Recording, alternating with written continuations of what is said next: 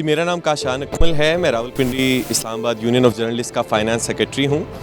मैं मोहतरम तनवीर खोखर साहब को रोज़नामा अखबार हक़ की 12वीं सालगिरह पर और हक़ न्यूज़ की 3री सालगिरह पर ढेरों मुबारकबाद पेश करता हूँ और उम्मीद करता हूँ कि आने वाले अरसे में भी हक़ न्यूज़ और अखबार हक़ की जो प्लेटफार्म से अवामी मसाइल को उजागर किया जाता रहेगा और सही जो सहाफ़ती अक़दार हैं उनको बुलंद रखा जाएगा। और साथ ही साथ जो अवामी मसाइल हैं रावलपिंडी इस्लामाबाद के खुसूसन उन पर जिस तरह से ये इदारा अपने दोनों प्लेटफॉर्म से आगाह करता है हुकाम बाला को और उन मसाइल के हल के लिए तगोदो करता है और अवाम की फ़लाह के लिए जिस तरह से कंट्रीब्यूशन इन दोनों प्लेटफॉर्म से जारी है, उस पर तनवीर खोखर साहब इंतहाई खराज तहसीन के मुस्तहिक हैं। और मैं अगेन एक मरतबा फिर से उम्मीद करता हूँ कि ये सिलसिला इसी तरह एहसन अंदाज में जारी रहेगा।